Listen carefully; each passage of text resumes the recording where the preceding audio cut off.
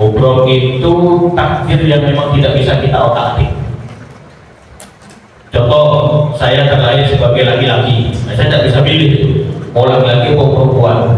Saya tidak bisa minta ke orang tua saya nanti jadikan saya perempuan, jadikan saya laki-laki, kan tidak bisa. Itu sudah takdir yang memang tidak bisa diganggu-gugat. Itu sudah kehendaknya Allah Subhanahu wa Ta'ala. Contoh, kita ditakdirkan lahir dari ayah atau ibunya siapa, itu kan tidak bisa kita tentukan. Itu sudah ketentuan dari Allah Subhanahu wa Ta'ala. Itu istilahnya adalah takdir mutlak. أعوذ بالله من الشيطان الرجيم بسم الله الرحمن الرحيم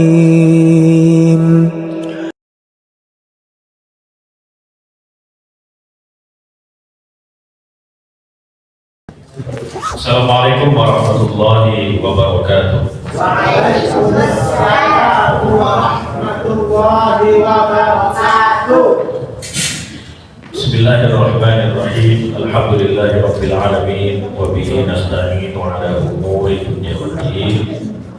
Asyhadu an la ilaha illallah wahdahu la syarika lahu wa asyhadu anna Muhammadan abduhu wa rasuluh al-mab'uts rahmatan lil alamin.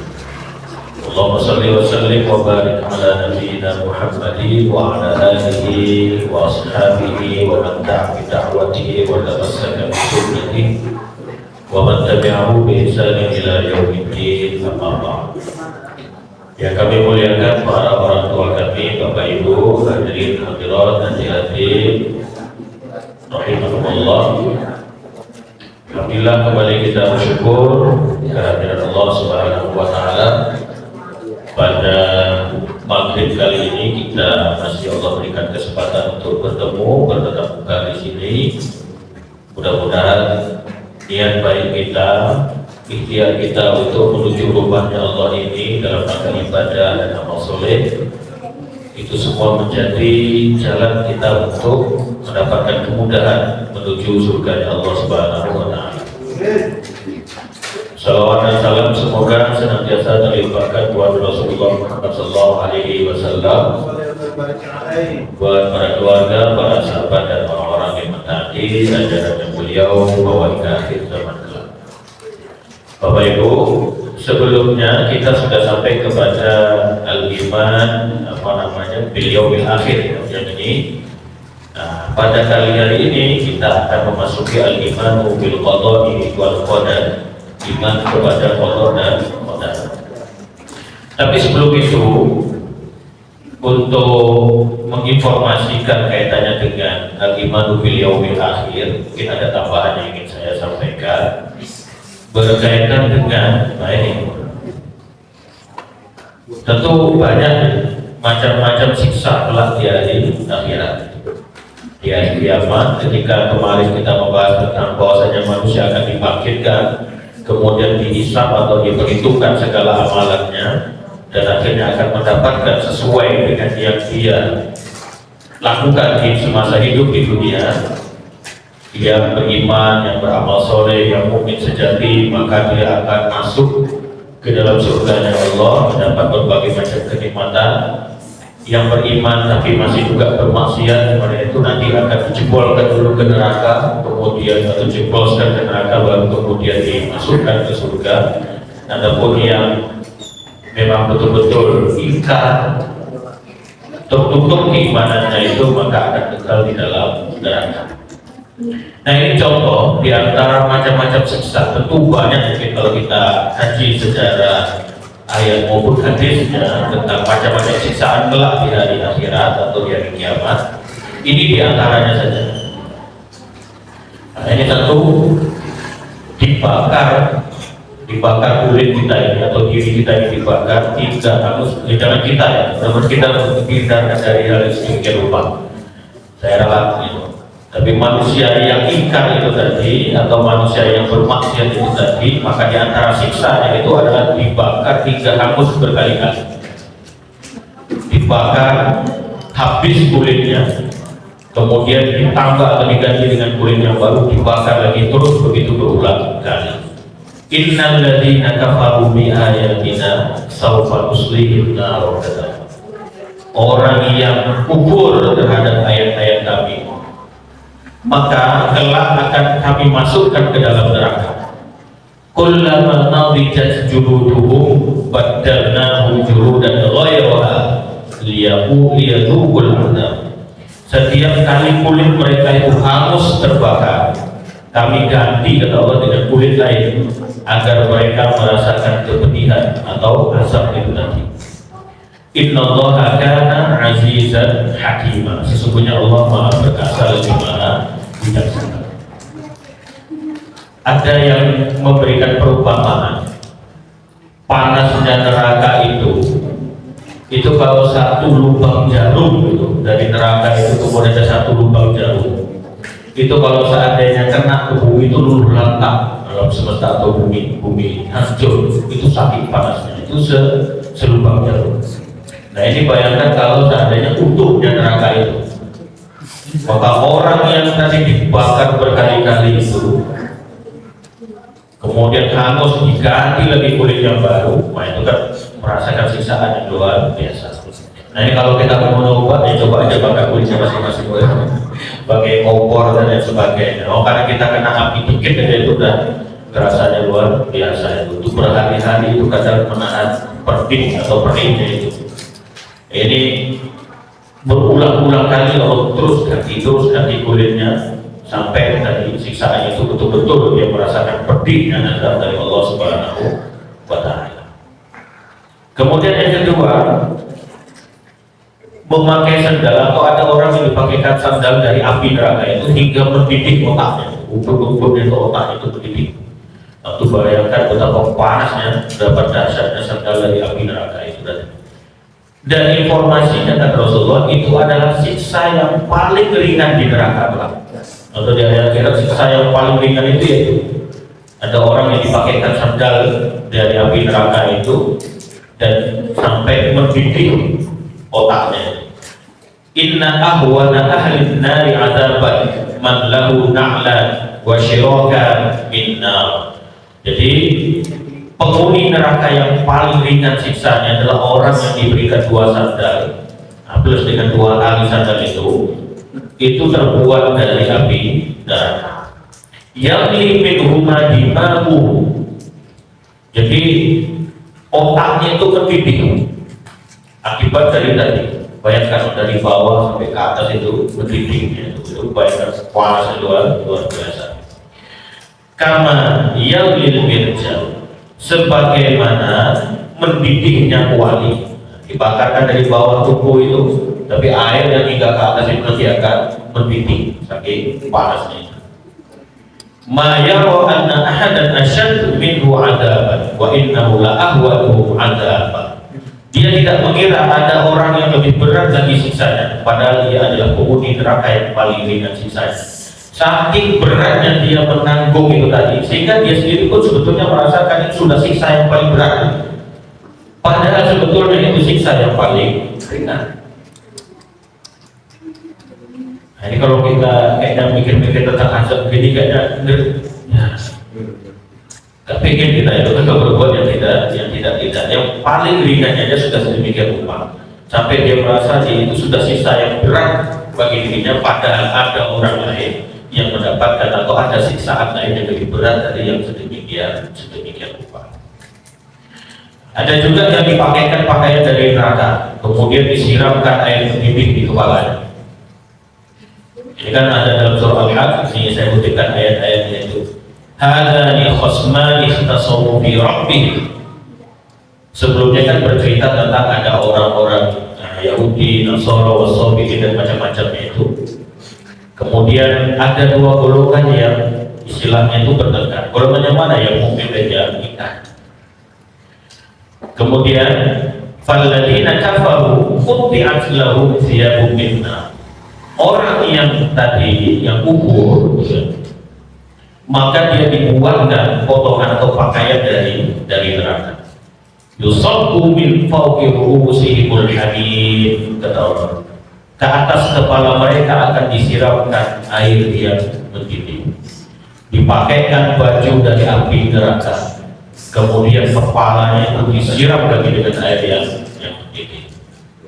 Pasti kalau berat siksaannya luar biasa.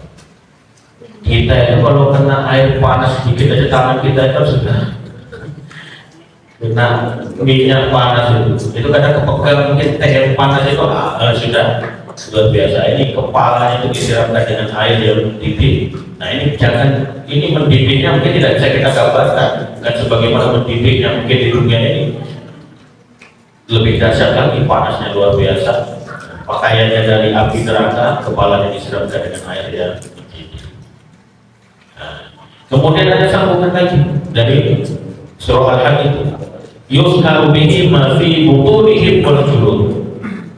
Jadi air yang mendidih itu jadi membuat perut mereka, kulit mereka itu jadi luluh lantak.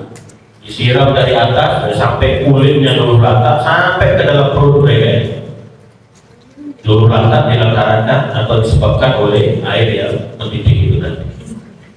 Walahum maqami'u min hadid, untuk mereka azab berupa palu kodam dari besi. Kemudian selain itu juga dipalu lagi, kasih air mendidih sampai luluh lantak kulit dan isi perut, kemudian dipalu lagi dengan palu dari besi. Kita mampu itu kena palu tangan itu sakitnya kita ampun itu. Karena sampai membekas berhari-hari itu nah sakitnya. Ini sudah kalau di neraka tidak bisa kita bayangkan berapa dahsyatnya lagi tentu asap yang berupa dipalu sedemikian rupa, mati dihidupkan lagi, mati dihidupkan lagi sampai betul-betul dia merasakan dahsyatnya itu tadi. Kemudian Allah lanjutkan, kullama aradu an yasuddu minha min gham uridu fiha wa dhuqu 'adzabal harim, kata Allah.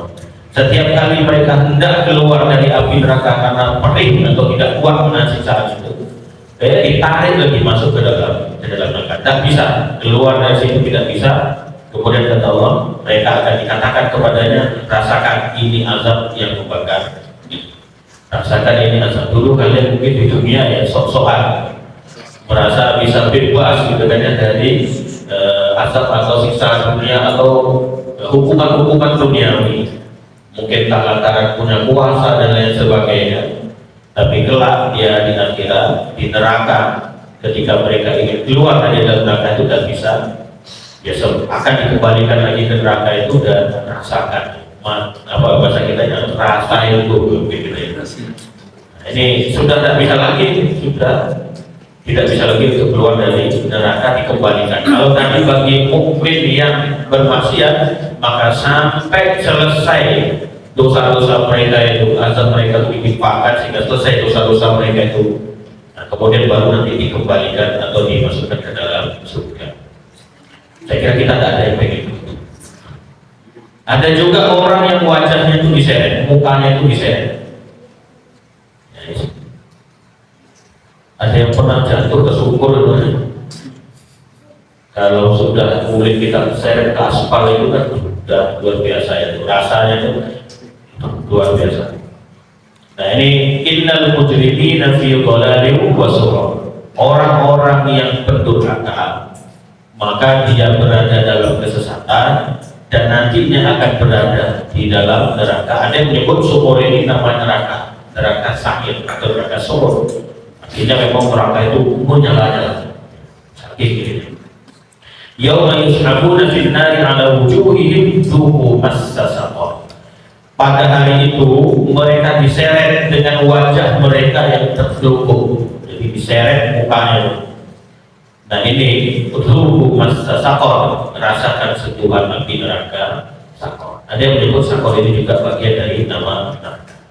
Nah rasakan ini sentuhan dari api. Jadi kalau seandainya kita bayangkan wajah mereka itu diseret, di bawahnya itu api yang menyala-nyala, kemudian diseret wajah mereka itu melambangkan betapa memang betul-betul terhinanya orang-orang yang berbuat dosa itu, pendurhaka tersebut. Hina yang di hadapan Allah itu tadi, sampai wajahnya mereka itu disuburkan dan diseret dan dirasakan dengan api neraka. Nah ada juga kalau kita kaitkan dengan surah Al-Mu'azzah, tadi kayaknya dibacakan oleh Imam Dain, kayaknya baca surah Al-Mu'azzah pada. Nah ini saya contoh, saya kutipkan ini ayatnya itu. Kita ambil dari neraka utama. Kalla la yubbadanna fil utama.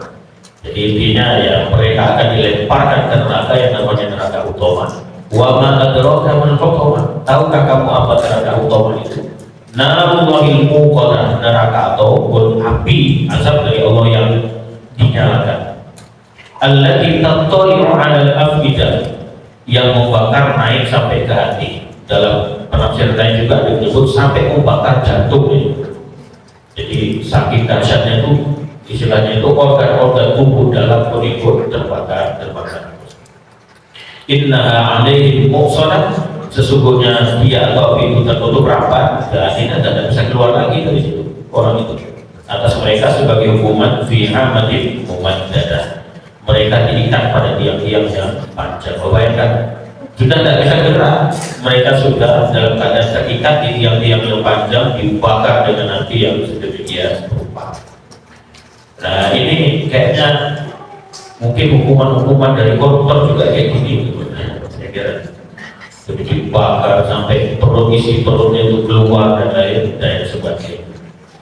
Nah, di antara yang pernah kami sampaikan juga ketika kami baca tentang sejarah-sejarah peradaban-peradaban masa lalu, di antara hancurnya sebuah peradaban itu, dari kemudian peradaban yang awalnya itu kilang gemilang, di antara penyebab hancurnya adalah banyaknya koruptor, banyaknya orang-orang yang korup.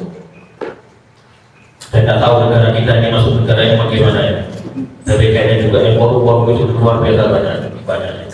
Ya mungkin di dunia dengan kekuasaan dan kekayaan mereka itu bisa menghindar dari sanksi-sanksi hukuman duniawi, ya mungkin karena punya kuasa yang sedemikian rupa, mungkin punya kekayaan yang sedemikian rupa, bisa menutup mulut-mulut orang lain dan lain sebagainya. Tapi kelak di akhirat tidak bisa mereka itu lari. Kalau masuk dalam kategori ini sudah diikat, mereka itu tidak bisa kemana. Ya mungkin di dunia ini banyak raja-raja kecil, tapi di akhirat kelak kata Allah Maliki Yaumiddin, satu-satunya raja yang menguasai hari pembalasan itu adalah Allah Subhanahu wa Ta'ala. Tidak ada yang lain. Nah, sehingga kita bermohon kepada Allah Subhanahu wa Ta'ala kita tidak dimampirkan di neraka, tetapi kita termasuk mukmin yang betul-betul jujur dalam, betul-betul bagus dalam keimanan kita, sehingga kita langsung dimasukkan Allah dalam surga. Kita bermohon hal yang seperti.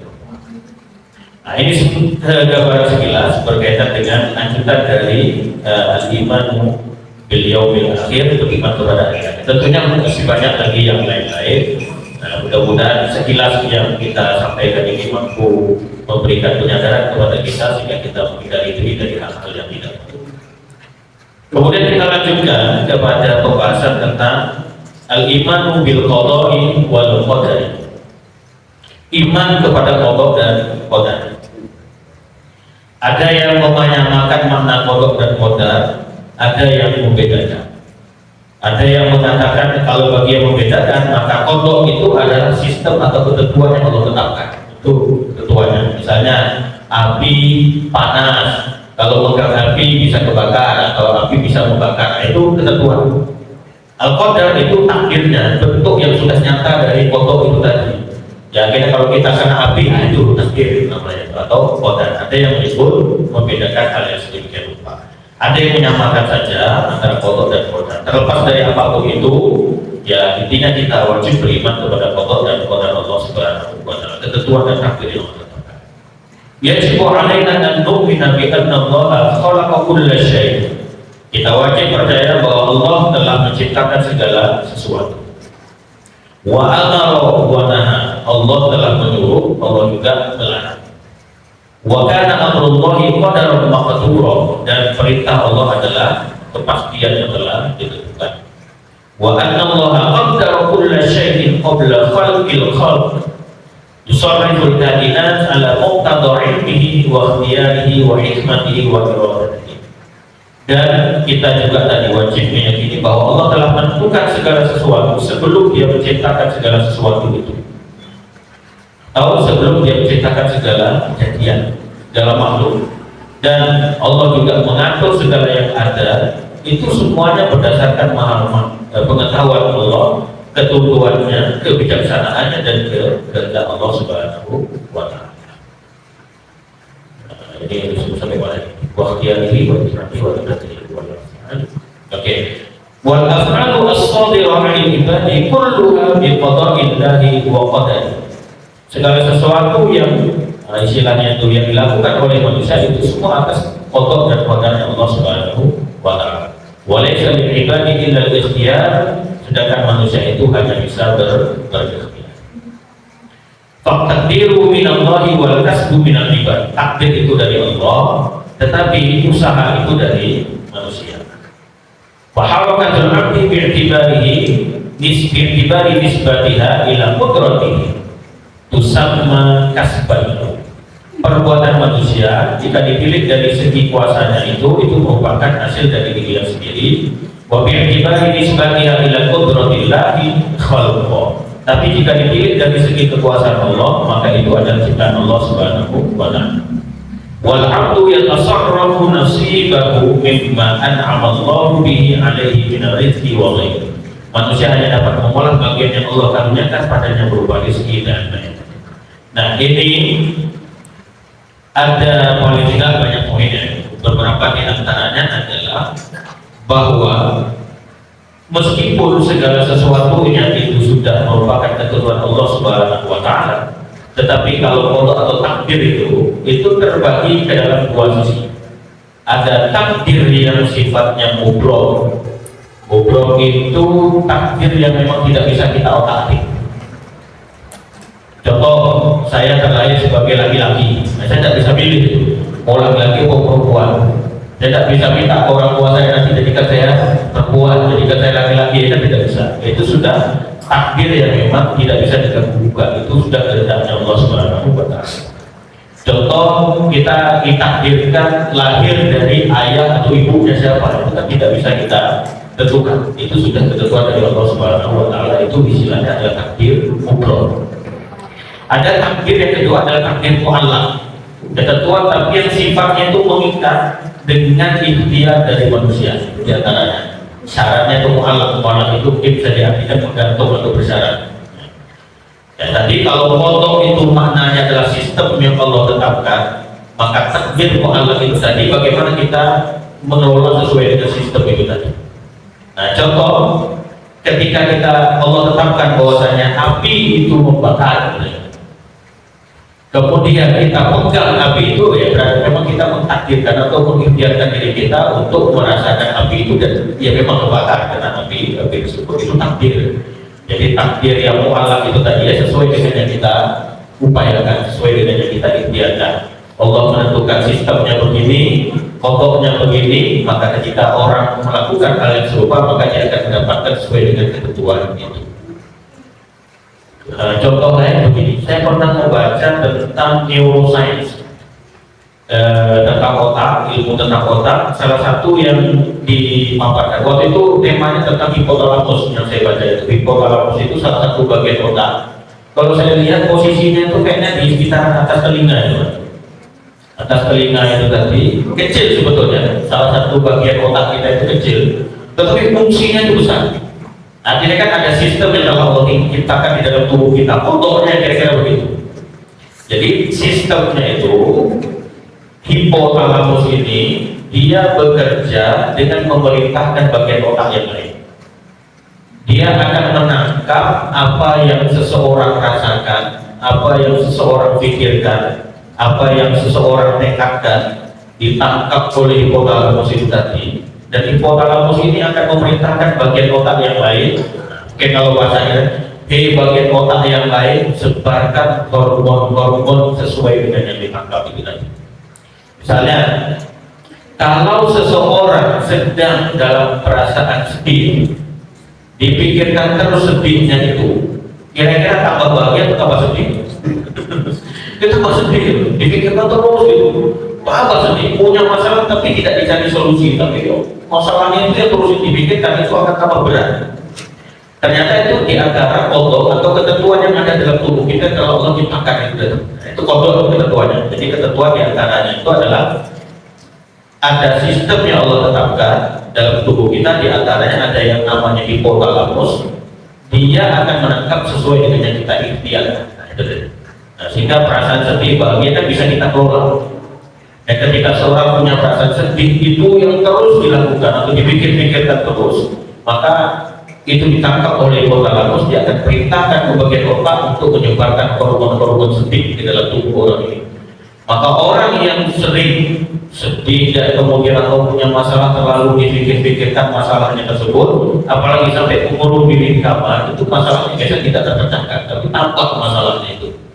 Nah, kadang-kadang ada sebagian yang sampai nekat untuk aksi bunuh diri gara-gara itu tadi hal yang sedemikian rupa. Nah, begitu pula kalau kita mungkin merasa bahagia, kadang-kadang contoh lainnya kita ke masjid. Kalau kita tidak punya tekad, tidak punya pikiran dan perasaan untuk memang ke masjid itu tadi yang berat, badan kita itu untuk bergerak menuju ke masjid. Tapi karena memang kita punya tekad, nah, maka tadi di antara hipotalamus itu akan perintahkan ke bagian otak yang lain untuk menyebarkan hormon-hormon semangat ke dalam tubuh orang itu untuk berangkat ke masjid. Makanya meskipun bumbung rumahnya itu dekat dengan atap pintu masjid itu ketemu, gitu ya. Tapi tidak pernah ditekadkan untuk berangkat ke masjid, itu berat banget. Itu serasa 100 km itu ke masjid. Tapi kalau rumahnya pun jauh dari masjid, tapi kalau dia sudah punya tekadnya kuat, itu dia akan lebih terasa ringan untuk masjid itu di antara sistem yang Allah ciptakan. Itu namanya kodok itu tadi, dan kodar itu ya tadi ikhtiar kita untuk mengelola perasaan itu tadi. Maka kita akan mendapatkan sesuai dengan yang kita pikirkan dan kita tekadkan itu tadi. Sama tadi kalau kita merasa bahagia, itu mudah hanya untuk ngomong-ngomong. Kalau saya dalam perasaan bahagia. Setelah saya membaca tentang hipotalamus itu tadi, kemudian saya terpikirkan salah satu hadis Nabi. Yang hadis Nabi ini tercantum dalam kitab atau diinput dalam kitab hadis Arba'in Nawawi dalam urutan hadis yang pertama. Insya Allah kita masyhur lah hadis ini. Jadi di situ Rasulullah menyatakan innamal a'malu binniyat wa innamal likulli imri'in ma nawa. Nah, paling tidak sampai potongan itu, hadisnya kan panjang itu. Hadisnya kan bercerita juga tentang waktu itu ada hijrah. Pemekar hijratuhu ilallahi wa rasulih wa hijratuhu ilallahi wa rasulih. Pemekar hijratuhu itu yusibuha aw imra'atin yankihuha wa hijratuhu ila ma hajara ilaihi. Kan gitu. Tapi paling tidak dua penghalang yang awal itu innamal a'malu binniyat wa innamal likulli imri'in ma nawa. Rasulullah menegaskan bahwasanya setiap amalan itu kata Rasulullah bergantung pada niat. Kemudian kata Rasulullah wa innamal likulli imri'in ma nawa, dan setiap orang mendapatkan sesuai yang dia niatkan. Nah, kan gitu. Setiap kita mendapatkan sesuai dengan kita niatkan. Jadi kalau kita niatnya begini, ya dapat. Kalau contoh dalam hadis ini, kata Rasulullah, siapa yang hijrah karena ingin atau niatnya mengharap ridho Allah dan Rasulnya, dia akan dapat ridho Allah dan Rasulnya. Tapi kalau yang hijrah niatnya nanti ingin mendapatkan hal-hal duniawi nanti di tempat hijrahnya itu, atau ingin mendapatkan pasangan yang akan dia nikahi kelak di tempat hijrahnya itu, dia dapat, kata Rasulullah, dapat. Dia akan hijrah sesuai dengan yang dia niatkan itu dapat. Tetapi ya catatannya belum tentu atau tidak tentu ridho Allah dan Rasulnya dia dapatkan. Artinya setelah baca tadi tentang hipotalamus itu, ketika saya renungkan ternyata jauh sebelum itu Rasulullah telah menyampaikan hal yang sedemikian rupa. Nah, penemuan saat ini tentang ilmu-ilmu tentang otak ternyata begitu. Jadi ada semacam kalau kita nyebutkan integrasi gitu, penyatuan antara ayat qauliyah dan ayat qauliyah. Dalam perspektif kita Muslim ya jelas antara ayat qauliyah yaitu Al-Quran dan hadis, ayat-ayat perkataan lah kira-kira begitu, dengan ayat qauliyah, ayat semesta yang ini yang juga merupakan tanda-tanda kebesaran Allah, termasuklah tubuh kita, sistem di tubuh kita yang telah Allah ciptakan ini, karena pencipta tunggal. Mustahil apa yang Allah firmankan baik melalui Al-Quran maupun melalui lisan Nabi, yaitu hadis-hadis Nabi, dengan yang apa yang telah Allah ciptakan itu mustahil akan terjadi pertentangan. Itu mustahil. Makanya tauhid itu kan tauhid ya tidak hanya sekedar pemahaman tauhid dari sini, tapi karena satu penciptanya mustahil ayat qauliyah dan ayat qauliyah itu kemudian bertentangan. Mustahil. Sistem di tubuh kita dengan apa yang sudah tersampaikan dalam wahyu Allah itu mustahil akan terjadi berbeda. Itu yang saya renungkan, maksudnya ketika saya membaca tentang itu, ketika saya kemudian terpikirkan, teringat tentang salah satu hadis Nabi, luar biasa betapa ciptaan semesta raya ini dengan apa yang sudah Allah firmankan, Allah sabdakan, Rasulullah sabdakan itu terjadi memang harmonis perjalanannya itu berjalan seiring. Ya karena memang pencipta kita adalah Tuhan, yang mustahil Allah ciptakan hal yang berbeda dengan apa yang dikatakan. Nah itu juga yang ada tadi cara kerja itu istilahnya, kalau saya ingin mengumpamakan kalau kaitnya dengan motor dan Honda itu tadi sistem itu SOP-nya kira-kira itu motornya, Honda itu jadi ikhtiar kita untuk mendapatkan sesuai dengan sistem itu. Kira-kira takdir yang mu'allaq itu ya kira-kira gitu, takdir yang sifatnya bergantung pada ikhtiar kita. Nah tapi kalau seandainya sudah ikhtiar kemudian tidak dapat juga sesuai dengan kita harapkannya, itu takdir juga, ya sudah, itu memang sudah ketentuan Allah juga. Jadi kayak seperti api itu membakar, tapi Nabi Ibrahim tidak bisa dibakar oleh api. Ya memang Allah menghendaki itu tidak terjadi. Ya secara umum ada sistemnya begini, tapi ada takdir-takdir yang ketentuan lain telah Allah tetapkan. Masing-masing kita mungkin ada takdir-takdir yang berbeda, tapi paling tidak sistemnya kira-kira sama sedemikian rupa. Nah itu juga kalau saya mungkin ingin merenungi, kalau kita di bulan puasa itu, nah ini kan sebentar lagi masuk Ramadan, itu biasanya kan lebih kuat menahan lapar dan dahaga ketimbang di luar bulan Ramadan itu. Kalau sudah lebaran itu, Syawal itu kadang jam 9 tidak ketemu makanan itu, kita udah merasa kayak berkah itu. Tapi kalau di bulan puasa kita rasanya lebih kuat. Coba ibadah yang kita lihat orang-orang secara umum di bulan puasa dengan di luar bulan puasa, mana yang lebih kuat ibadahnya? Bulan puasa itu kan luar biasa, bangunnya sebelum subuh, kemudian sampai subuh nanti masih kadang menetap di masjid, ada juga yang mengkhatamkan Al-Quran, membaca Al-Quran dan seterusnya itu. Setelah itu nanti berangkat kerja, pulang lagi nanti siap-siap lagi untuk buka puasa, ke masjid lagi berjamaah, buka lagi makan nanti habis maghrib. Nanti setelah itu ke masjid lagi, sholat isya, sholat tarawih, ada lain sebagainya. Kan kuat itu, padahal jam tidur kita mungkin lebih sedikit dibandingkan bulan di luar bulan Ramadan. Makan kita bisa jadi mungkin juga banyak lebih sedikit dibandingkan atau di luar bulan Ramadan. Siang yang kita kuat rasanya menahan dari lapar dan ada orang yang mungkin ahli hisab. Ahli hisab itu kalau di bulan puasa itu kan kuat ya, menahan dari subuh sampai maghrib itu kan kuat ya. Ahli hisab mana yang pakai P? Tidak tahu saya lihatnya apakah ada ahli hisab ini. Nah ini contoh Pak. Tapi kalau di luar bulan Ramadan atau minimal kalau sudah waktunya berbuka, itu kan kadang tidak kuat lagi nahan itu. Sudah tidak kuat lagi menahan. Itu karena apa? Di antaranya karena tadi sistem kerja tubuh kita yang telah Allah tentukan itu tadi. Nah, di antara peran dari ibadah itu di antara. Nah, ketika di bulan Ramadan, yang memang yang kita pikirkan, yang kita tekadkan adalah jangan sampai makan dan minum di siang bulan Ramadan. Kan memang itu kita pikirkan.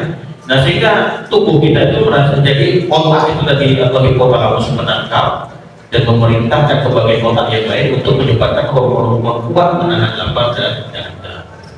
Tapi ketika di luar bulan Ramadan yang kita pikirkan udah sarapan dulu, yang dipikirkan sarapan makan minum. Nah, sehingga hipotalamus juga menangkap hal sedemikian rupa. Nah, sehingga kita di luar bulan Ramadan kita memang merasa lebih lebih cepat lapar dibandingkan di bulan Ramadan. Itu kalau nggak dapat makan jam 9 mungkin sudah diulang badannya. Nah, dalam makna hal ini juga saya ingin mengaitkan tadi kotor dan dengan niat itu tadi. Maka di antara yang perlu juga kita kelola sebagai ikhtiar kita, kodar kita sebagai takdir mu'allaq kita itu adalah mengelola niat kita. Itu di antara yang harus kita kelola. Ya selain semuanya juga tadi di sini ditentukan bahwasanya intinya semua itu adalah atas kehendak Allah Subhanahu wa Ta'ala. Maka jangan diniatkan ibadah dan amal soleh kita hanya terbatas di bulan Ramadan. Tapi bagaimana juga kita punya kesadaran untuk meniatkan kebaikan-kebaikan itu di luar bulan Ramadan. Maka kata Rasulullah, kita dapat yang kita niatkan. Ya Allah, Ramadan kali ini aku ingin khatam 10 kali. Bisa dapat? Coba dapat. Tapi kalau di luar bulan Ramadan tidak kita niatkan, ya tidak dapat.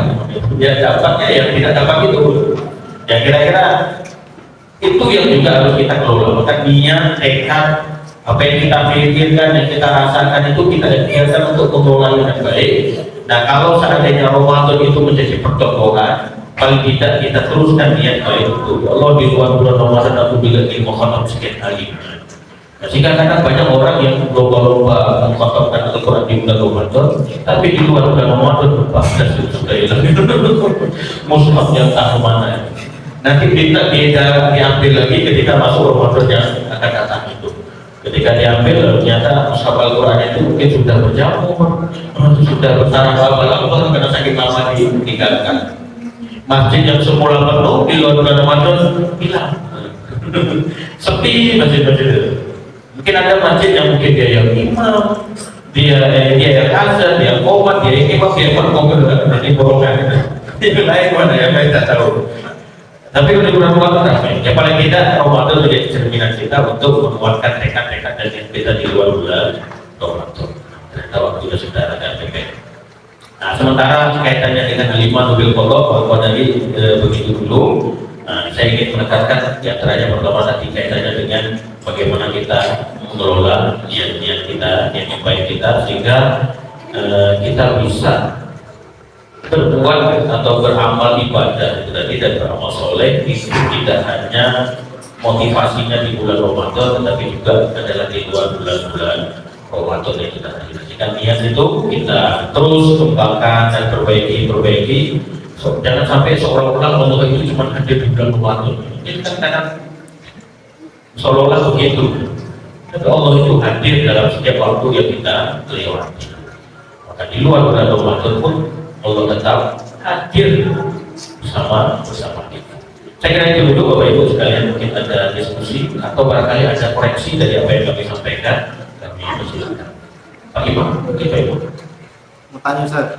Pak Imam kalau bisa jadi tanya, Pak. Justru nampaknya. Terkait roda sama qadar ini kan, sebagian orang kan akan mengatakan kan sudah penghuni neraka sama penghuni surga sudah Allah tetapkan. Kita berusaha untuk beramal itu sebenarnya berfaedah sih enggak? Bahasa sederhana itu ngapain kita beramal-amal gitu kan? Ketetapan penghuni surga, penghuni neraka sudah ditetapkan gitu. Terus ngapain kita harus beramal? Jadi kalau seandainya penghuni neraka, penghuni surga sudah ditetapkan, ngapain kita beramal? Gitu. Iya. Gimana cara jawabnya itu? Yang jelas tidak ada penyebutan amal saya kira, kecuali mungkin orang-orang yang sudah ditentukan. Dan dalam hal ini misalnya takbat ada lebih review, itu kan nama yang sudah diklaim sebagai penghuni. Tapi di luar itu kan banyak nama-nama yang tidak diklaim, tapi lebih pada karakter, pada sifat. Jadi misalnya orang-orang yang melakukan maksiat, orang-orang yang melakukan ini, itu nanti akan masuk ke dalam neraka. Artinya kodoknya itu bukan melekat pada nama orang, kodoknya itu lebih kepada nama nama karakter atau nama sifat perilaku orang. Jadi peringatannya kira-kira begitu. Nah ketentuannya kira-kira gini. Kalau kamu melakukan A, kamu masuk ke neraka. Kalau kamu melakukan B, kamu masuk surga. Nah, itu sistem atau ketentuan yang sudah ditetapkan oleh. Nah itu disebut dengan kodok. Maka kodarnya, ikhtiarnya adalah bagaimana kita menghindari sistem yang membawa kepada neraka.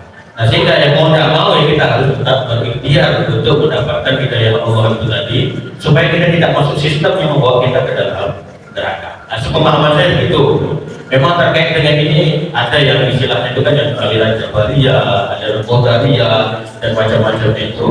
Tetapi kalau kita melihat dari apa yang disampaikan oleh APT itu lebih tadi pada istilahnya itu ya Allah itu ada sistemnya, tapi ada qadar atau takdir ataupun ada ikhtiar. Kalau disebut tadi ikhtiar yang perlu kita lakukan untuk mendapatkan takdir yang sesuai dengan qada yang Allah tentukan itu tadi. Nah, kira-kira posisi Muhammadiyah di situ Pak Imam. Kalau ada yang mungkin aliran Jabariyah, aliran Qadariyah, tidak apa-apa, itu juga mungkin nanti sesuai dengan yang dipahami itu. Tapi kira-kira di Muhammadiyah mungkin lebih memilih yang model yang demikian apa. Itu gitu saya. Karena dalam hadis itu ada Nabi menyebutkan menciptakan Adam, kemudian Allah mengelus ini apa punya Adam kemudian ini saya ciptakan untuk penghuni neraka, ini saya ciptakan penghuni surga gitu. Oh, nah itu. Nabi menyebutkan tentang itu, jadi Nabi anak keturunan Adam itu sudah ditentukan ini untuk penghuni surga, ini untuk penghuni neraka. Jadi kan penghuni surga sama penghuni neraka sudah ditetapkan. Mohon maaf, Imam, ini saya belum menguasai di situ, Imam. Jadi mungkin ini jadi kayaknya masih banyak hal-hal yang mungkin belum saya kuasai. Tapi yang kaitannya dengan hadis ini, nah kayaknya saya belum menguasai itu. Saya tidak bisa berkomentar terkait dengan hadis itu. Mungkin ada bapak ibu yang mungkin paham tentang hadis itu, mungkin bisa menambahkan.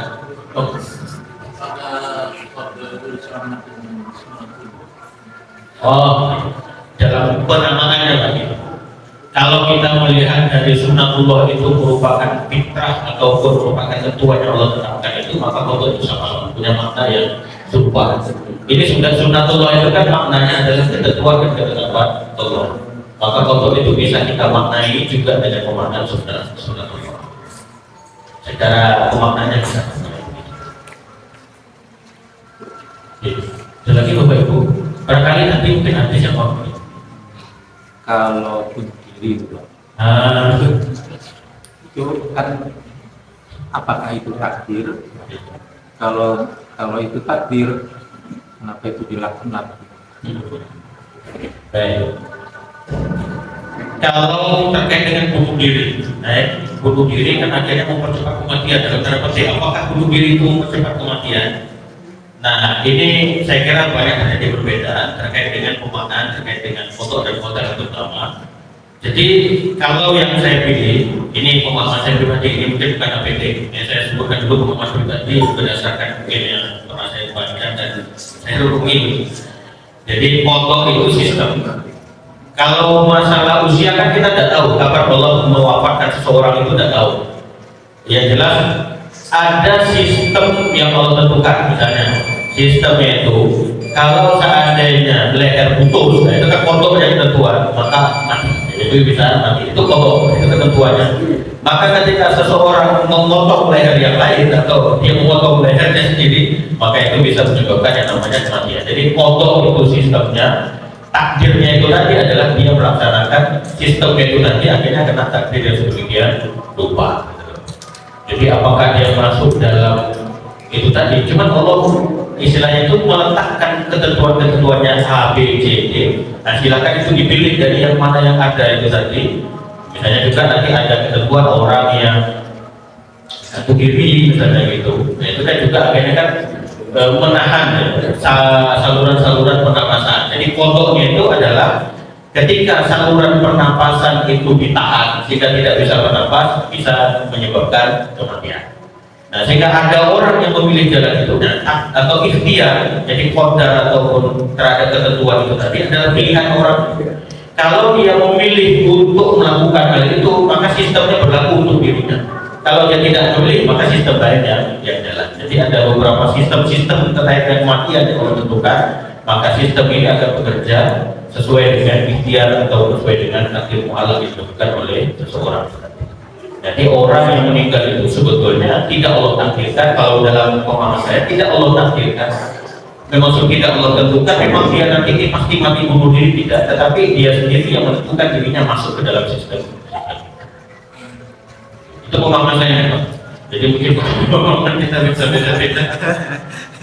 Jadi ini pemahaman itu mungkin bukan pemahaman. Saya tidak tahu di apa ya, apakah begitu. Tapi ini mungkin perenungan saya sendiri. Foto dan pada sistemnya begitu. Jadi kalau dia memilih sistem ini, berarti dia sendiri yang membawa dirinya ke dalam sistem. Ketentuan. Itu. Lanjut nomor 1. Karena sudah masuk, saya kira begitu dulu informasi yang bisa kami sampaikan pada malam hari ini. Mudah-mudahan ada manfaatnya, mobil khusus bagi kami sendiri, dan mudah-mudahan juga membawa manfaat bagi kita semua. Saya kira sudah mau masuk Ramadan, saya kayaknya sudah selesai di menjelang Ramadan ini. Aja terakhir sebelum Masih ada satu kali lagi. sudah terakhir. Baik, kalau begitu saya juga mohon maaf yang sebesar-besarnya kepada Bapak Ibu dan adik-adik sekalian kita dalam penyampaian kami selama ini banyak hal yang mungkin masih kurang tepat atau banyak yang perlu diperbaiki. Ya, kurangan di sana sini. Mudah-mudahan Ramadan kali ini tambah bermakna bagi kita dan doa dan Ramadan pun menjadi pribadi yang lebih baik lagi. Saya kira begitu, kita tutup dengan alhamdulillah alamin. Subhanallah wa bihamdihi asyhadu an la ilaha illa anta astaghfiruka wa atubu ilaik. Nasrun minallah fathun qarib wa basyiril mu'minin. Wassalamualaikum warahmatullahi wabarakatuh. Waalaikumsalam warahmatullahi wabarakatuh. الحمد لله رب العالمين